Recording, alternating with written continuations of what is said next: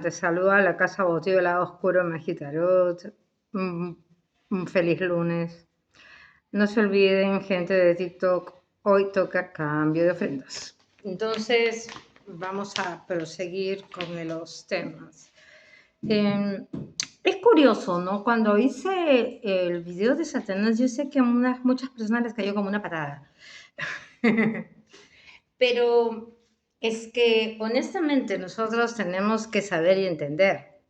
El tema es que como no leemos, la gran mayoría de gente no tiene el hábito de la lectura y es un hábito. Y verdad, no sé, yo le insto a la gente a leer. Por ejemplo, cuando estoy trabajando o haciendo cosas, y mi esposo también lo hace, yo pongo audiolibros. Eso es una buena alternativa para que una persona pueda instruirse, ¿no? O sea, yo creo que hay que utilizar la tecnología también a favor nuestro, con las cosas que nos puede ayudar y nos puede brindar. Yo creo que hoy no deberíamos dejarnos llevar tan fácil por la información que, bueno, que dan algunas personas. Yo estoy de acuerdo con la gente que dice que la información está dada, la información está ahí. Por ejemplo, alguien que dice, canalicé la energía de Satanás y me vino tal mensaje, está bien. ¿Y cómo puedo asegurar que tu mensaje es correcto? ¿O no eres alguien que está buscando figuración en la red? Porque para hacer una canalización energética, te puedo decir que tienes que tener ser muy sagaz en este punto. ¿Por qué? Porque cuando yo canalizo algo, tengo que entender que tengo que ser objetivo, lo tengo que hacer desde un punto de vista centrado, sin poner de lo que soy yo y sin poner de lo que es de la deidad. Porque muchas veces cuando yo hago un video, estoy canalizando, pero muchas cosas son la deidad y otra cosa soy yo también, ojo, no estoy canalizando, yo por eso no les digo, a mí Satanás me dio un mensaje, o Belial me dio un mensaje.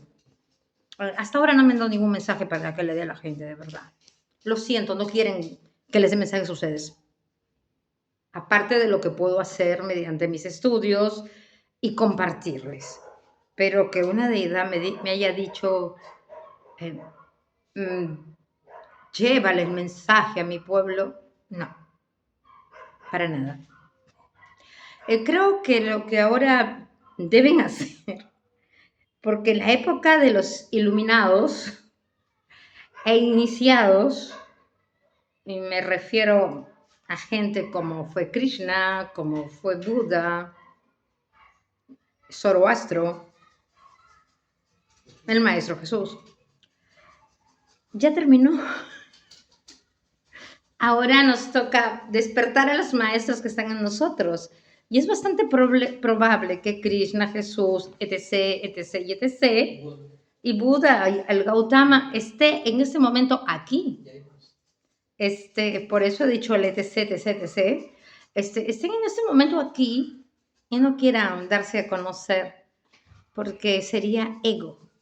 Yo estoy en un cuerpo humano nuevamente. Ven, yo soy. No, esa etapa ya pasó. Ahora nos toca a nosotros despertarnos. O sea, tú no necesitas un gurú, ni necesitas un maestro, entre comillas, porque ahora los maestros, por eso digo, entre comillas, son algo extraños. No les enseñan a sus alumnos a tener la libertad del pensamiento, ¿no? O sea, sigue lo que yo digo tal cual. Eso es imposición.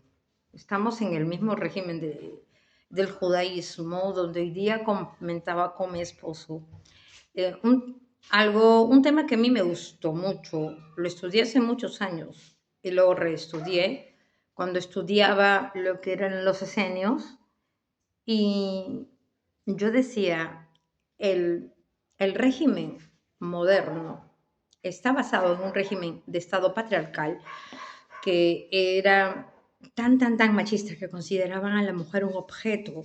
Entonces, en uno de los mandamientos está, no codiciarás a la mujer, ni la silla, ni la mesa, ni la plata, ni nada de tu prójimo. ¿Por qué? Porque la mujer era pertenencia del varón, pero eso era en el judaísmo. Eso ya no se practica aquí, ¿no? En tu casa, tú y tu esposa son iguales, me imagino. Porque tampoco el Estado matriarcal tampoco funciona.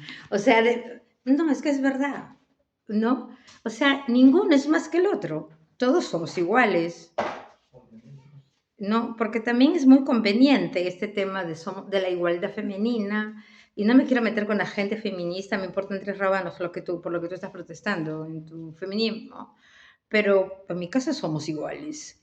Entonces, pero también a la hora de ceder el asiento en el autobús, también que se pare una mujer, porque somos iguales.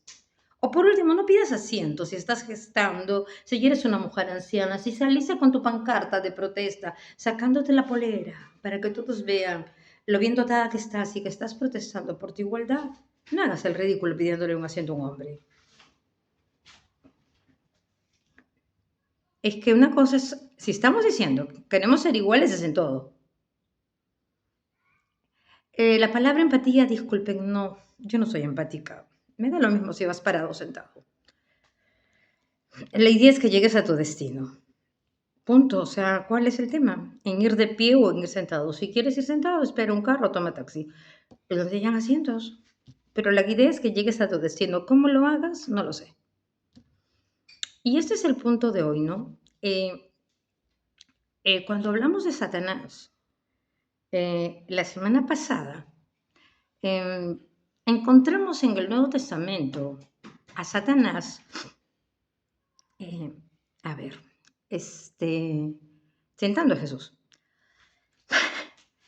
Esa es una mentira.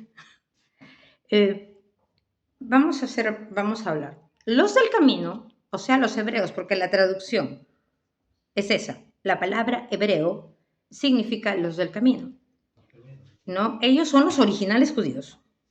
Vamos diciéndolo claro, ¿no? Ellos no son los que llegan a donde se instala el pueblo de Israel y que le ponen capital Jerusalén, que es la actual Palestina, ¿no? No son ellos. Pero tenían como práctica que cuando uno se quería ser maestro, y eso lo practicaban los esenios y en todas las órdenes que te podías iniciar como maestro en el judaísmo, tenías que ir al desierto a pasar tus 40 días en soledad. Por eso es que cuando yo les digo los 40 días de devoción, ya tienen el fundamento. Toda escuela iniciática o orden iniciática te lo pide. Jesús se fue al desierto. Lo que pasa es que los judíos tenían la creencia de que en el desierto habitaban los demonios, ¿no? Entonces uno dice, esa era la gran prueba y ese es el gran Satanás. Sí. Jesús se fue a pelear con sus propias pasiones, debilidades humanas que tenía. Porque yo no les estoy hablando de un Jesús Cristos, no. Te estoy hablando, ni Mesías, no. Te estoy hablando de un Jesús histórico. Hombre, completamente hombre, que tenía deseos.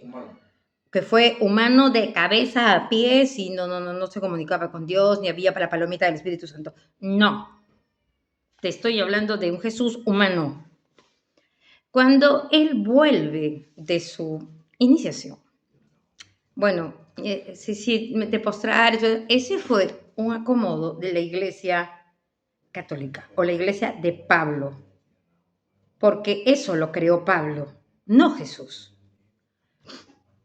Jesús jamás hubiera permitido, con la elevación que tenía, que hicieran semejantes barbaridades en su nombre. No. Entonces, en la iglesia, entonces, vamos viendo que para Jesús, su Satán eran los judíos, el pueblo de Yaldabaoth. Interesante, ¿no? Porque él vino a predicar esto, amor. El que ha visto a mí ha visto al Padre. el amor y el perdón y todo eso, pero en Israel no existía eso. En Israel se celebra la fiesta del Yom Kippur o la fiesta del perdón. Yo también la he celebrado. Entonces, el Yom Kippur en Israel, ¿cómo se celebraba? Pero esta fiesta del perdón fue celebrada por primera vez en el libro de Esdras. Y todos los que vinieron de Persia. ¿Por qué? Porque habían tomado como mujeres persas. Pero como Dios, Jehová, es tan amoroso, ¿qué hizo? Los obligó prácticamente a dejar a las mujeres persas y unirse a mujeres judías. Y todos esos niños y todas esas mujeres, ellos habían copulado con ellas, habían tenido hijos, no tenían derechos. ¿Qué hacían? Agarraban a un cordero y un chivo. El chivo se iba a morir al desierto y el cordero era sacrificado por fuego, le sacaban los riñones, las vísceras, la sangre. Y esos sacrificios eran olor fragante a Dios, pero por Dios, ¿a quién le puede agradar? Y que subía como ofrenda, o sea, tú tienes que... Él inhalaba, o sea, te están hablando de un Dios corpóreo, porque solamente tiene olfato el que puede oler. Digo, ¿no? Pero está en la Biblia, está escrito, ¿eh? O sea, no me lo estoy inventando de ninguna parte. Pero para poder inhalar, tienes que poder oler. Tienes que tener nariz. Tienes que tener olfato, el sentido del olfato. Eso era olor fragante a Dios. Y que el otro animal se muera de hambre en el desierto y de sed también era bueno, agradable a Dios, porque él se estaba llevando los pecados del pueblo entero. Bueno, ¿cómo pecaban los judíos? Entonces, ¿cómo pecaban los judíos, no? ¿Cuánto amor tenía Dios? Y contra eso se rebelaba Jesús. Es por eso que dicen que su Satán de Cristo era el mío y el de otro. Ese era su Satán. Por eso los gnósticos toman la figura de Jehová Satanás. ¿No? ¿Por qué? Porque ¿en quién se convierte en adversario? De Jesús. Pero recordemos esto. Los líderes en esa época tenemos que ponernos en el contexto histórico y del tiempo. En la época en que existió Jesús, estaba como César Tiberio Claudio Druso Nerón Germánico. Me acuerdo bien su nombre. Ese era el emperador. Entonces, Tiberio estaba como emperador. En la época que Jesús estaba haciendo su movimiento. Entonces, y Herodes era amigo de Claudio, el sobrino de Tiberio. Aparte que Herodes tampoco, bueno, dejémoslo ahí, por ahora, porque mucha información también empacha. Entonces, en esa época, y eran amigos, o sea, no era por meritocracia, era por dedocracia. Allá, tú eres mi amigo, tú vas a ser líder acá, tú te voy a poner acá, y por acá y por allá, ¿no? Como hasta ahora se hacen. Entonces, ellos vieron en Jesús un hombre que proclamaba libertad a un pueblo esclavo. No estaba proclamando la libertad espiritual, estamos hablando de una libertad de un pueblo entero que estaba siendo víctima de la opresión de Roma. Entonces yo no te estoy hablando de un Jesús Mesías, te estoy hablando de un Jesús histórico, un hombre que se estaba oponiendo contra todas esas prácticas abominables, porque era torturar a un animal por los pecados de un pueblo y que un Dios pedía. ¿Y quiénes fueron los que fueron a gritar? Fueron el pueblo. Asesinen, lo crucifiquen, lo maten. ¿No? Dicho sea de paso, Jesús ni carpintero era, pero bueno. Sí, sacaron su pancarta. Entonces, Jesús ni carpintero era, pero bueno, no, porque él tenía que moverse. Y un carpintero es un hombre pobre. Jesús era un hombre de una familia pudiente. Para pertenecer al grupo esenio tienes que tener dinero. Su papá era un hombre adinerado. Su tío José de Arimatea era un hombre con plata. Sino como Jesús fue a tantos lugares y cómo pudo sostener su movimiento. Y estamos hablando de un hombre, de una persona, pero también estamos hablando de un sistema. Entonces aquí, ¿dónde entra Satanás? ¿En qué parte de la Biblia te siguen mencionando al ser con cachos y cola? Y rojo. Esos fueron... y no se han dado cuenta que todos los demonios físicamente están vestidos prácticamente con harapos. Vean bien las ilustraciones. Eso lo hizo el pueblo judío y la Iglesia Católica en conjunto a los dioses de los otros pueblos. Belfebor está sentado en un inodoro. ¿Por qué? Porque querían meternos la idea de un Dios absoluto. Jesús no fue más que un hombre que tuvo un movimiento. Como les dije en uno de los videos, a Jesús lo bautizó Juan el Bautista porque no era su primo, no era su pariente. Vamos a sacarlos así, las telas. No era su pariente. Era su maestro y se llevaban bastantes años. Porque solamente un maestro prepara e inicia a un alumno, y en la tradición judía es así. Solamente te bautiza él o te purifica el que te enseñó, el que te preparó. Pero no te prepararon 2 meses, te prepararon años. Jesús fue elegido por los esenios desde prácticamente que nació. Vivió ahí toda su vida. Entonces ellos eran de los esenios.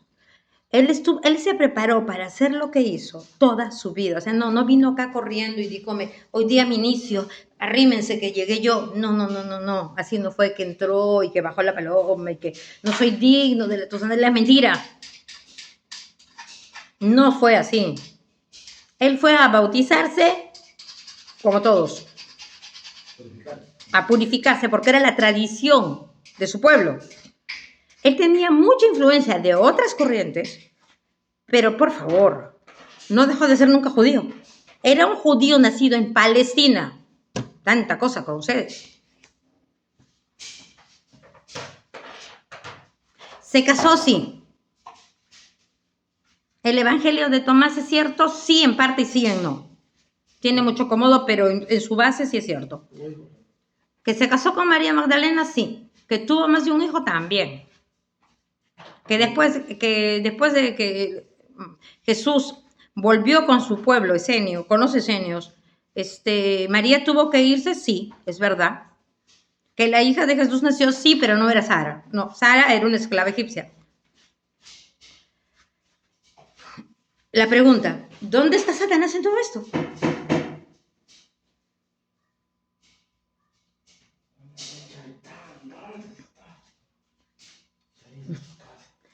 Que por eso es una de las cartas de Pablo, que habla que el enemigo está como león rugiente buscando a quien devorar. Si lo voy a tomar como que están hablando de un movimiento, el texto completo, creo que está en Efesios 6. ¿Cuál? Ese donde te habla de las jerarquías infernales. ¿Que estamos llamados a ser príncipes sacerdotes? No, habla de las jerarquías infernales, creo que está en Efesios 6. Sí. Todo es orden y no está hablando netamente de demonios. Ese texto habla netamente de un movimiento político que va a entrar. La iglesia cristiana, porque le decían los crísticos, porque hablaban de un Cristo, no hablaban de un Jesús Mesías, sino del Cristo. Eso es lo que decían en esa época, en otras culturas. Esa es la iglesia de Pablo, que formó Pablo, su movimiento de Pablo, tomando en base a Jesús de Nazaret. Pero como Jesús de Nazaret, como Mesías no existe, se basó obviamente en un Jesús histórico, que por ahí escuchó lo que hablaban de él, porque él aparece en un momento muy tardío. A él se le reveló.